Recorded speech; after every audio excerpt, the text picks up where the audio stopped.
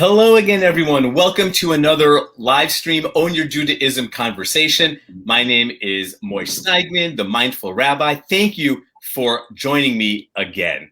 My guest this week is a colleague and a friend, Rabbi Shlomo Levin.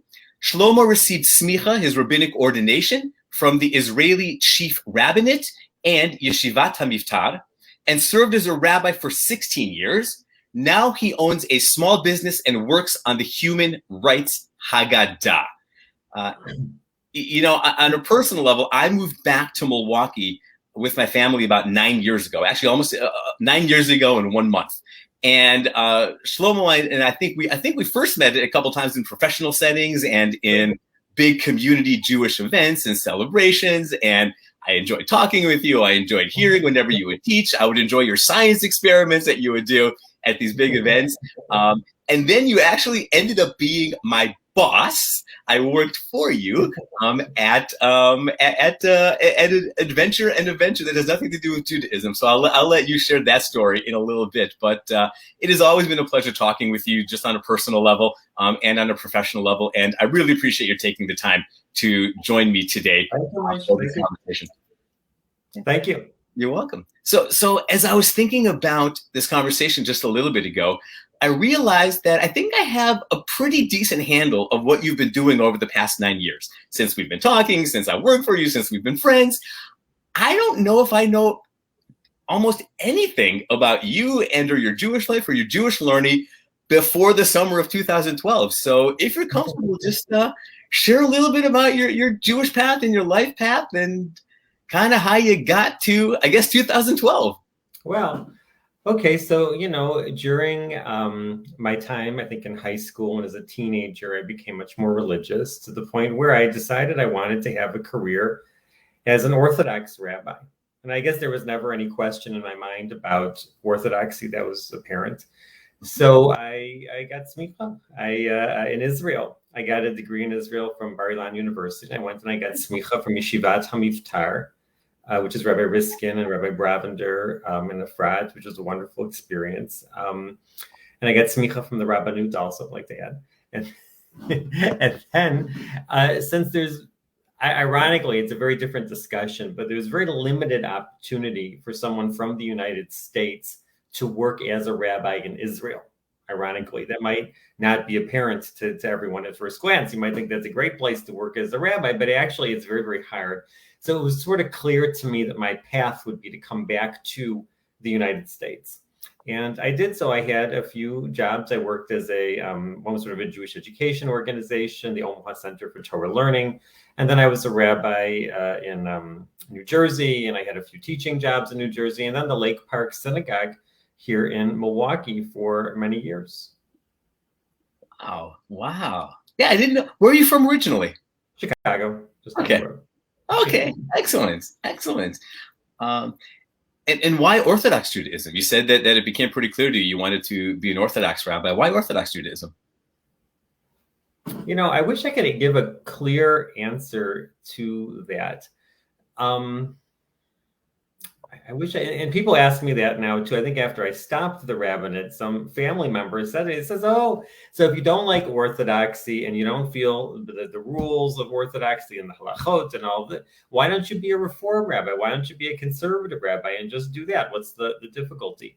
And I guess I don't want to say something which is wrong or offensive, and I don't mean to hurt anyone's feelings. To me, I didn't find conservative or reform Judaism attractive. I didn't find them rooted in the sources in Jewish tradition, I guess, in the way I wanted to be, and that never seemed viable to me. I guess I could say more about that intellectually later on if you want.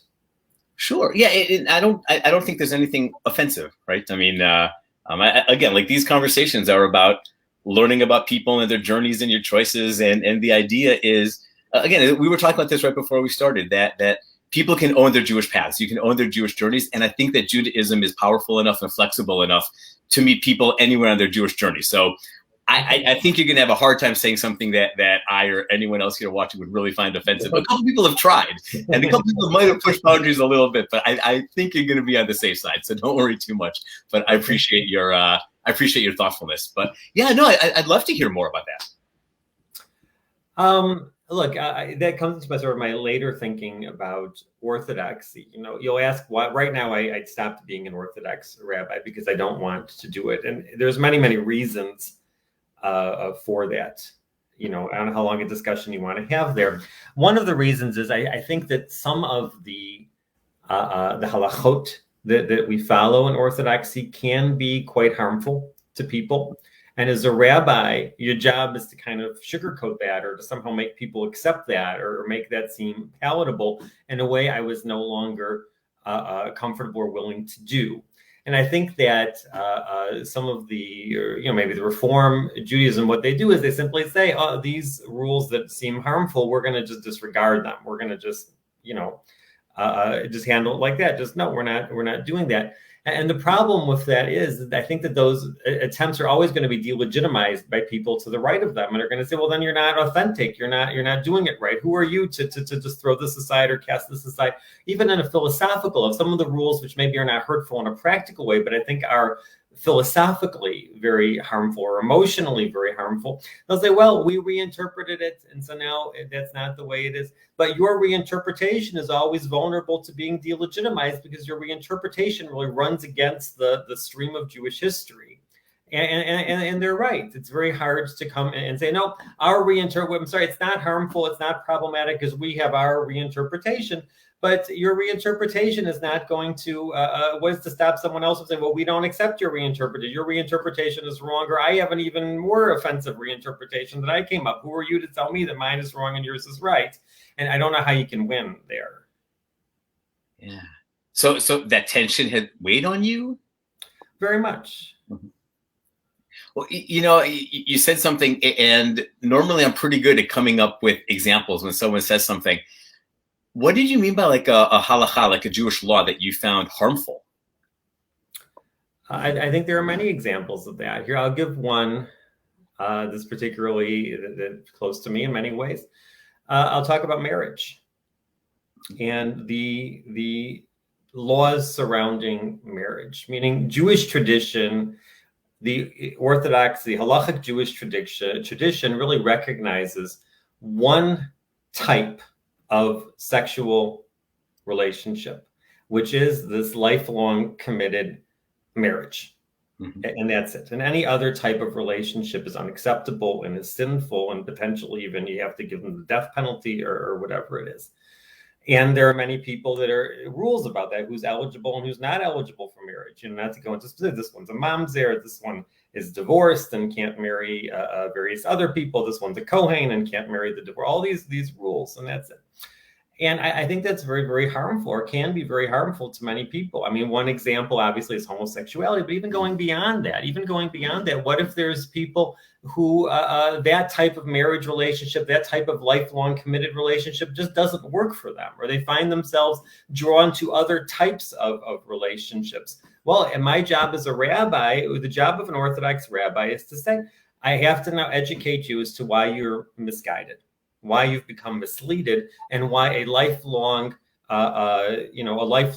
committed man and woman relationship is the right way, is the best way, and is actually the only way. And what you found works for you really doesn't work for you. You're just deluded, or you're making a mistake, or I have to re-educate you. And I think that's very harmful. How about accepting other people and what they found or how and their lifestyle that they've chosen that works for them? How about accepting that and wishing them success in the path that seems to work for them, recognizing that trying to force everybody into that one halachic model can be very hurtful. Wow. And you didn't feel like you had space or could create space within the Orthodox world to have those conversations? No, I don't think you can, because I think it runs into halacha, squarely into halacha, which opposes it. Here, I'll give you an example. This is something which very much frustrates me about Jewish marriage. Marriage means different things to different people. And I would submit to you that this has changed over time. In Talmudic times or thousands of years ago, people got married young. Realistically, people got married as teenagers. That was common in Talmudic times. And I don't think that's just a fact. People would get married in their teens. And it was necessary. There was no other path in life. There's no such thing as singles wandering around, especially single women living on their own. You don't do that. You can't have that in olden times, And it was necessary, and that's the way it is. Now people marry for many, many different reasons, different occasions. You can have people that of course, are marrying fairly young, and it's their first marriage. You can have people that have been divorced and are now remarrying. They could be even older. They could be senior citizens, and they're remarrying. It could be people who have been living together for many, many years. This is very common. And now they're having children and they've decided to marry because of that. Or maybe they have they've been dating, they have a sort of a blended family, and they're marrying now to kind of create a commitment and signal to their children that this is a committed relationship. Well, as an Orthodox rabbi, you know what? One size fits all. We have the same wedding ceremony, the same 7 blessings, the same prayers to recite, exactly the same thing. It doesn't matter your story. It doesn't matter. You're both 21 years old and you're getting married for the first time. You're both 65 years old. You're being remarried. You're both widow and widowers. Same text, same ceremony, same thing. Well, how about relating to the vast chasm and differences to what's going on here? And how about letting a ceremony reflect what's actually happening and what the actual meaning of the ceremony is to the people involved in it? If it's about blending families, let's incorporate that into the ceremony or whatever. And I think that's something, not to go on, but my point is I don't think that one size fits all wedding laws, rules, and ceremony is right. I think that's very exclusive, excludes many, many people, and I don't want to do that. Yeah, I told you before I had one story that I wanted to bring up, which kind of, in my eyes, exemplifies this about, choices that you made in your life. But I'll come back to that in a moment. If you don't mind following up just a little bit more, because I'm fascinated by this. I have to imagine it was a long and purposeful point to get to the point where you say, you know what, I don't think I can embody this while continuing my role as a pulpit rabbi in the Orthodox world. Right? So I have to imagine that was a long and purposeful journey. I think it was. I think that, as a rabbi, you work with all kinds of people. So let's say you have a couple. I remember even when I was when I was young, when I was in college, I was visiting some friends that were living together. They weren't married. They'd been living together for a couple of years. I remember we went to the synagogue, and the rabbi made a Devar Torah. I think he saw them coming into the synagogue, and he made a Devar Torah about why it's important to be married and not to live together, why you have to be married, and they were put off by that, didn't want to ever go back to that. But as a rabbi, that's your job. Your job is to seize every opportunity to sort of convert people to these opinions or convince people, or what you want to call it, educate people to believe these beliefs. And I think as I tried to do that more and more, I felt wrong. The truth is, I don't know this. I don't know why. I'm supposed to tell these people that are not married why marriage will benefit them, or why, I think it's very arrogant of me to do that. I don't feel anymore that I have the right answers to all these questions. I don't know what's right for everybody else. I barely can tell you what I should do myself and tell everybody else what to do. And I don't want to be in a position anymore where I have to tell people how they should live their lives. And that's the job of a rabbi. And I don't feel that I can do that. Yeah, I sympathize and empathize with that too, because that's some of the tension that I've had, right? It's like, you're an expert in you being Jewish. I'm not an expert in your Judaism. Right. Only you, and I say that to anyone. And the kind of cliche that I've been using is, rather than being a sage on the stage, I try to be the guide by the side. Right. So tell me what's meaningful and relevant to you. And I want to support you in your religious journey in any way I can. And I recognize it's much harder in a pulpit. It's much harder in a pulpit, where part of especially the pulpit rabbi's job is to dictate practice. Right. This is allowed. This is not allowed. Right, for the community, for individuals. So I understand that. The job of the pulpit rabbi, this is the Jewish law, this is the Jewish, not to say, well, what do you think, what would you like, is to say, this is the Jewish tradition, and let me explain to you how to live up to it or incorporate into your own life. And then if you say, well, I have some other values that contradict it, well, I have to push back on that and explain to you why that would be a mistake to have. Then, I give up. I don't want to do that. I just, not after I left the Rabbinate, I actually became a humanist wedding celebrant. And I've done a handful of weddings as a humanist wedding celebrant. But it's important to me, the statement that I make to people is, now, when people come, if someone comes to me and they're interested in a wedding, I do not begin, as an Orthodox rabbi, you have to ask a lot of questions. Are you able to get married? Tell me your Jewish status. Tell me if you've been married. All these, I don't ask. I don't do an investigation. I just say, Mazel tov. I'm very happy for the two of you, and tell me what your how you envision your wedding ceremony to be. What is this all about to you? Why have you decided? How have you gotten to the stage where you've decided you want to get married? And how can we what would you like to do to celebrate that? But then my attitude towards the Jewish tradition in that wedding becomes, this is important, because this is my general outlook, is if I won't say, well, if there's a wedding now, we have to say the blessings. Now if they would like to say, the Jewish tradition is important in the lives of the bride or the groom or whatever it is. So they have decided they would like to say a certain prayer or say the Sheva Brachot or have a chuppah or whatever. Then I'm happy to help do that if that's what they have decided they want to do. But I don't want to tell them this is what you have to do, because I don't know what they have to do. It sounds like you feel much more authentic doing that. Yes, I feel much more authentic and much more comfortable in that role. Yeah. I love it. I might borrow some of that language next time I have to officiate at a wedding. So thank you. Okay. So I alluded to something which to me kind of exemplified that Judaism is not a one-size-fits-all religion. And you have 5 kids, and you'll probably remember better than I what year it was. But my head tells me it was something like 6-7 years ago. But certainly in this COVID time, and as we're coming out of this COVID time, hopefully, time doesn't register anymore. I could have been 2 months ago for all years. It could have been 2 decades ago. But there was a point at which you had each of your 5 kids was in a different school. And you're going to correct me if I'm wrong, but I think one was at Hillel Academy, which is an Orthodox day school here in Milwaukee. One was at Milwaukee Jewish Day School, which was a community day school. One was in a public school. And I don't remember where your older ones were. One went to a private school that's not religious. Well, it's very, I'm not going to say we made all the right choices educationally for our children, because we may not have, but I don't know what to say. I think the most important thing is, here, I'll say a word about religious education as well. This is my own opinion, and I'll try to apply it to my own children also. I'm all for religious education to the extent that it means educating children about the Jewish tradition, about the beauty and the wisdom of the Jewish tradition, about the rituals and all that. I'm all in favor. I'm all for it. The part which I think is not right is when we compel them, is when we say, okay, these are the laws, these are the traditions. That's education. And by the way, if you do not follow the laws and the traditions, you are bad, you are wrong, you're going to be punished. God is going to destroy you. Your family is going to destroy your community, is going to hate you. This is not education. This is now trying to control and compel and the children as to what they do. And unfortunately, I think that is a necessary component of an Orthodox religious education. I don't know how you can separate those two things.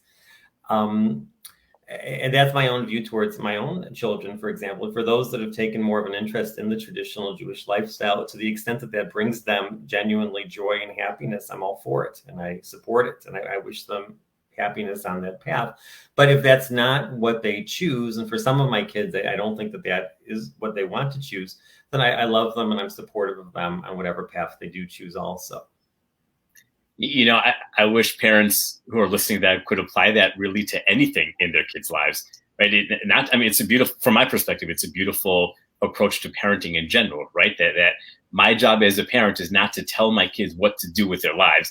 My job is to help them see the options, hopefully help give them strength and agency to make those decisions, guide them as much as I can, but I can't live their life. The thing is, I think in a religious context, I think you have to appreciate how much that perspective is ruled out by orthodoxy, is just excluded by orthodoxy, where so much of the mitzvot are about enforcing that lifestyle on children. There's verses in the Torah which even say that explicitly. You have to make your children do that. Now, don't do such and such because your children may then go astray. Don't, all that kind of language. And I think it comes when you start with a belief that this is truth with a capital T, and God rewards and punishes based on adherence to this truth, then how can you let your kids go astray? I mean, you're literally, if they don't follow it, they're going to be in existential danger or future world danger or whatever it is. And you need to keep your kids close to that tradition, because it is true in a world filled with rival lifestyles, which are all harmful and false. And this is in general, pluralism is not an Orthodox possibility. That's my own opinion here. Yeah. So I don't know if you're able to see the comment, Shlomo. Deirdre, who's a congregant of mine in Green Bay, she writes on Facebook, "Thank you for saying that about parenting. It validates a lot of my own thoughts about it." So thank you for those comments, as well. So what are you doing as a Jew now? How are you living your Jewish life? Look, I'll say freely, I don't observe all the laws. I decided to stop doing that. And there's two reasons. I mean, first of all, look, I'll say it like this. People observe the laws, I felt, for two reasons, or they observe Judaism for two reasons. One is a sense of obligation, that this is true, that God rewards and punishes, that it's God's word and God's commandment. And the second reason is because they find it to be personally enjoyable and enriching. They enjoy the holidays, they enjoy the Shabbat, they enjoy the family time. It brings them a sense of community, whatever it is. And those are the two reasons that keep people observing the law. So for me, I don't feel anymore that sense of commandment or obligation, so I don't observe it for that. Some of the laws, I have to say, I don't enjoy doing them. They don't fit into the lifestyle that I'd like to have. As you know, I own a small business, and the small business that I own needs to be open on Shabbat, needs to be open on Saturday. Mm-hmm. That's the way it is. That's the busiest day of the week. So it doesn't fit into my lifestyle to observe that long Shabbat afternoon. So I don't do that, but some of them I do. The ones that I observe are the ones that I like. Some of the holidays I like doing that. It makes me feel good. I've gone to the synagogue sometimes when I'd like to do that because I value the connections there with the people, and I enjoy it a little bit, so I that's my Jewish observance. I clearly pick and choose. I choose the parts that I enjoy and pick them to do, and whatever else I don't do. That's it. Yeah. So I'm going to make a presumption, which may or may not be the case, but that may or may not be the case, and that presumption will be embedded in the question. So please feel free to disavow the presumption I'm making. But how have you found comfort in your own decisions, or in your own kind of like Jewish skin, right? Because people might know you as rabbi of a modern Orthodox synagogue, and now you're picking and choosing. I'm sure there's a level of judgment, possibly a level of criticism that might be covert or overt. Have you experienced that, or how do you just feel comfortable doing all? I feel very grateful that by and large, I feel I've been able to remain on good terms with the Jewish community and with my friends in the Jewish community. And I think one of the keys is if someone would come and say, I've changed my mind. I used to think that such and such was right, and now I've changed my mind, or I've realized that that's wrong and something else is right. Well, then you're going to have a battle. I mean, you said it was right and now it's wrong. Well, I think you're wrong now, and you used to be right. You're going to start arguing about who's right and who's wrong, and you're going to have a tension. And I really try very hard not to make statements like that, and to keep it just talking about me. And I'll just say, and I say this to my former congregation as well, I wish them every success for the congregation. I know that congregation brings joy and family and community to its members, and I wish them happiness with that and success with that. And I want, and if that's the path that they want, I want them to be happy. And it's really just a matter of acceptance and saying, just personally for me, something else would be more joyful for me, or something else would be better for me right now. But if this is what you choose, I wish you, and then we can kind of try to live and let live a little better. So I always try to phrase things in the personal, much more, just for that. Thank you. Yeah, so you've talked about your small business. So I know I know you have more than one small business, but tell me about the small business going on. I don't want to make a plug for my own. You can do two things, right? One is I own an escape room. This is part of your life journey, and go ahead and make a plug for it. Why not? Let's just Save Milwaukee Escape Rooms. If you're familiar with escape rooms, where teams of agents have 60 minutes to find puzzles, riddles, and clues, which is an entertainment attraction. And another one called Team Mystery Online, which is a new means of storytelling So we have a mystery, but rather than that mystery be something you read in a book or see in the theater or see on screen, it plays out around you as characters in the mystery contact you via text message and email, and it's on the internet, so that you're in the middle of that mystery as it happens over the course of a week, rather than being a reader or a watcher. Thank you. Yeah, I did the escape rooms, and they are. Oh, go ahead. Oh, yeah. Okay. Go ahead. Yeah, sorry, much. Go ahead. No, no worries. So my friends and I love doing escape rooms. So I can certainly say, might as well plug it a little bit more. I loved your escape rooms. I mean, they're just a reflection of your own incredible creative mind. So I mean, I know you designed them, so that this is like a some days I admit to that, some days I don't, to the customers. But yeah, I'll admit to you. Yeah. Okay, well, any customer listening now will know. But like, I love the creativity in them. I play tested a very, very early version, I think, of the online mystery, and I love the kind of immersion and interactivity. So might as well give you a plug. So Save Milwaukee is the name of the escape room here. And what's the online one called again? Team Mystery Online. That's all the URL, teammysteryonline.com. Great, teammysteryonline.com. So you can go check that out no matter where you are whenever you're watching this. And then, since I love escape rooms, I actually end up working in your escape rooms. Right. You're a great game master. So thanks. It was fun as a game master. So I was like behind the wizard's curtain, and I was watching people giving the clues, and it was just a blast. It was an absolute blast. Have you been able to somehow integrate Judaism or your Judaism into the escape room world? If it's in a tangible way, if it's in a philosophical way, if it's in a values way, has there been some intersection? It's a good question, and I have a strong and clear answer to that. Okay. Absolutely not. I'm very clear not to do that. Is I want the escape room to be just about fun and entertainment. I want it to be open to everyone, and I'm very clear that I don't want the escape room to have any religious, political message of anything of that nature. I think that's actually very, very important to separate those things.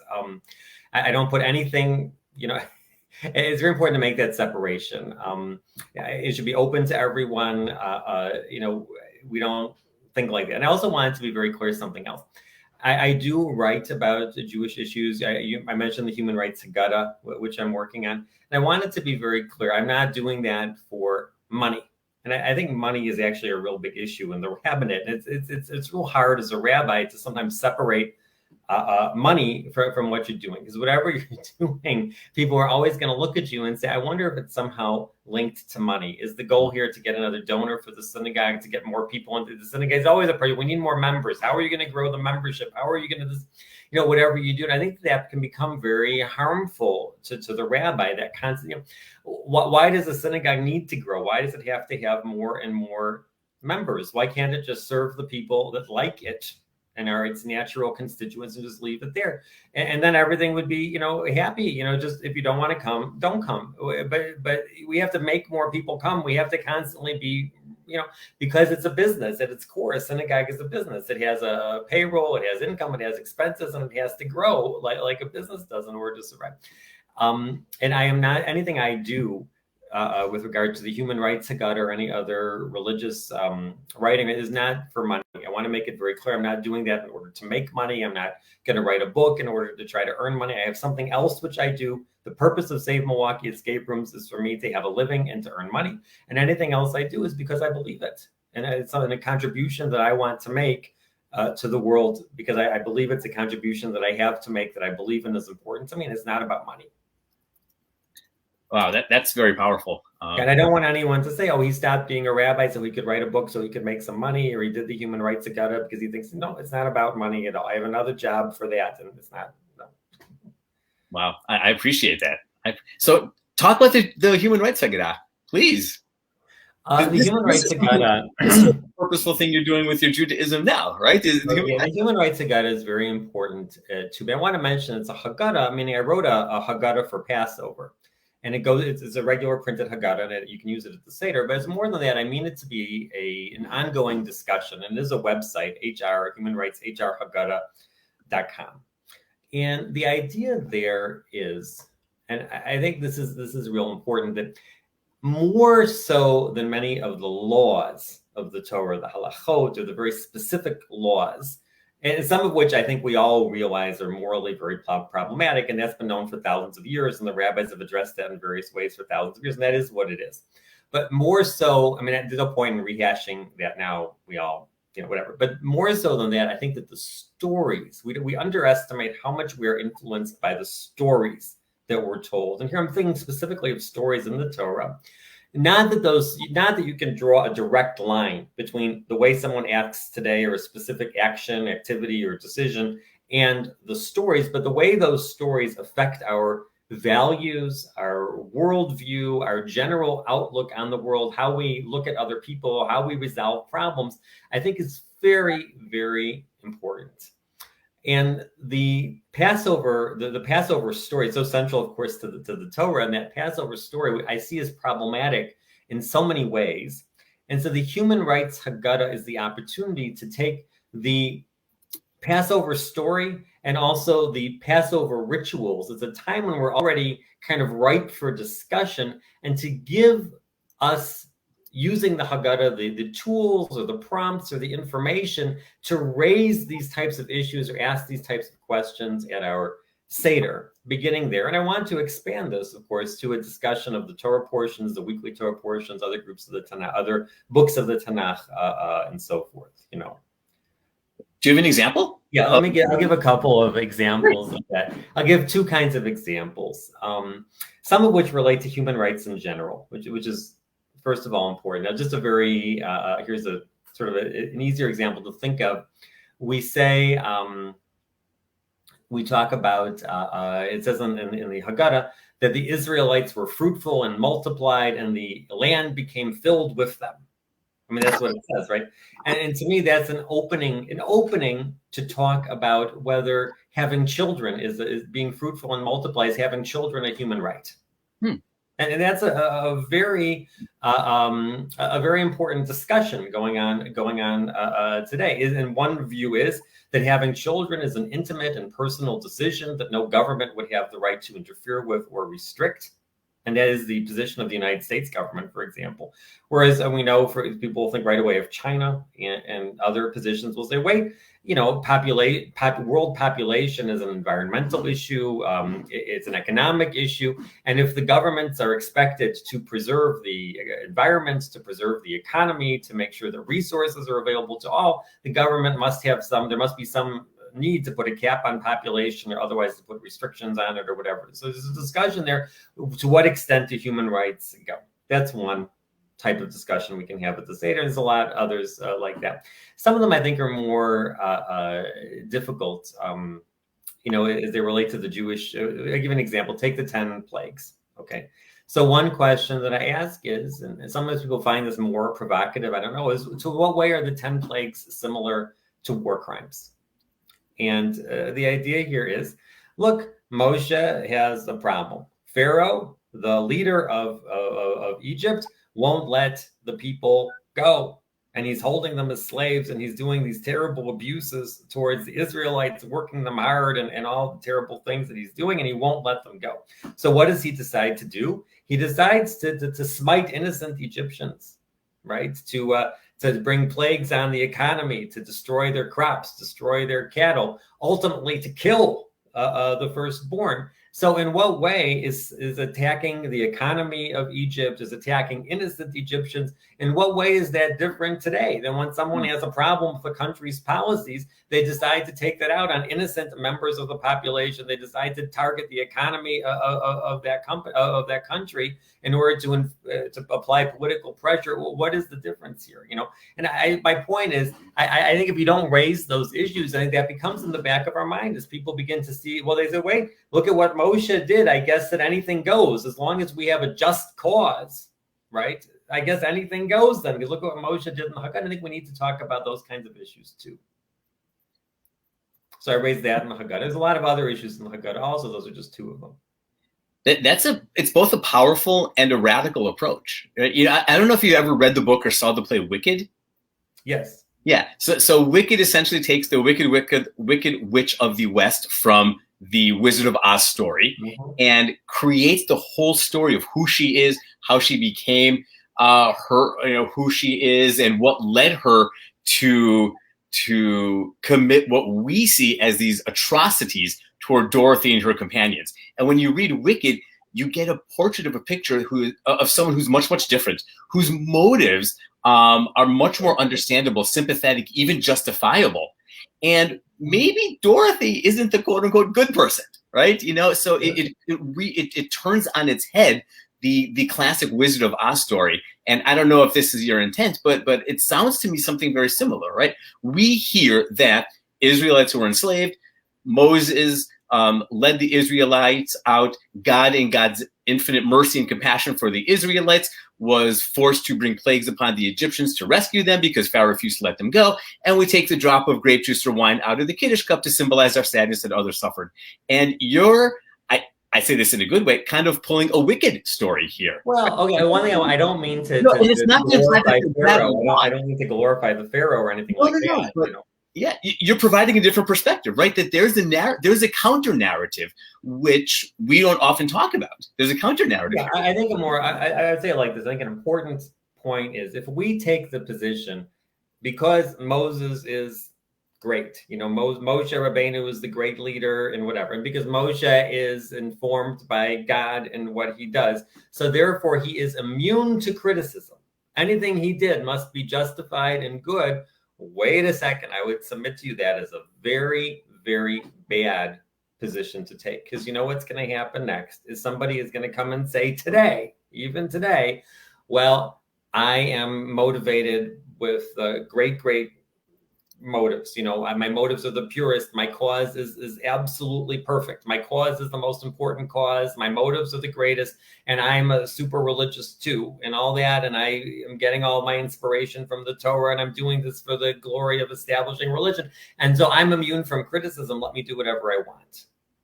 They're going to come and say the same thing. And once you create any exception and you say one person, even Moses, is immune from criticism, let's not apply human rights issues to Moses because he's the greatest. Other people are going to come and say the same thing about themselves. And you have to really say no exceptions. If it's wrong to target innocent civilians in order to apply political pressure on a government, it's wrong no matter who does it, and that's it. I don't know if you were going here at all, but I started thinking about Yigal Amir. He assassinated Prime Minister Yitzhak Rabin, and I forget the year, which is to my own embarrassment. A long time ago, right? Yeah, a long time ago already. And I remember where I was when I heard about it still. Oh, yeah? Where were you? I was living in Israel at the time in Efrat, and I remember that morning very well, how everything changed in an instant. Yeah.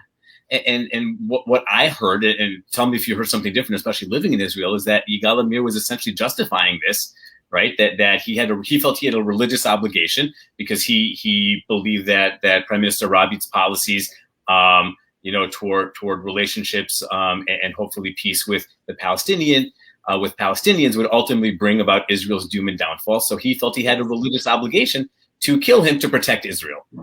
He had a more legalistic, I would say, justification to using the law of Rodef, the pursuer, right. Where he decided you're in the halacha, it says you can save someone who's being pursued if necessary by taking the life of a pursuer. And he said Rabin's policies are going to cause all these harms which he projects, and therefore it's justified to destroy Yitzhak Rabin. Or even a religious obligation to destroy him, to kill him. Yeah, an obligation. It's a mitzvah. It's necessary, or whatever it is. My point is, my only point is, I think most of us sitting here in the United States celebrating Passover would never do such a thing. Right. Right. But my point, I think but my point, even though we would never do such a thing, don't underestimate about how these stories that we tell still shape the way we think about problems and still shape the way we look at the world, even though we wouldn't actually do that. That doesn't mean that these stories don't affect us and don't influence how we think or how we address problems. So where did this come from? Was this something that you thought up on your own? Were you inspired by someone, either in the Jewish world or outside of the Jewish world, to look at stories anew? In terms of looking at the stories? Yeah.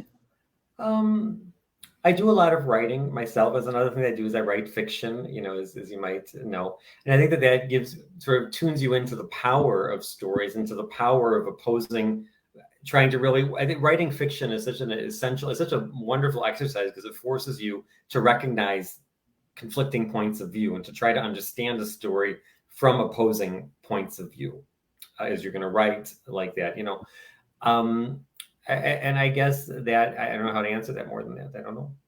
Oh, that's okay. I don't know say much. That's what I'm saying.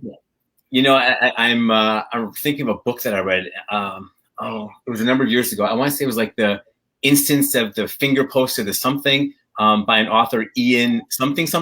And that's not the most descriptive name. I apologize, but I love the book. It's about a 600-page book, and about every 100 or 200 pages, the author switches the voice of the book. So it's 4 different, almost novellas written in the first person, and at one point, each of their stories intersect in and around a murder that happened. I think I know what you mean. I haven't read it, but I think I know what you mean. Yeah, I have it. So if you want to borrow it, you're welcome to read it.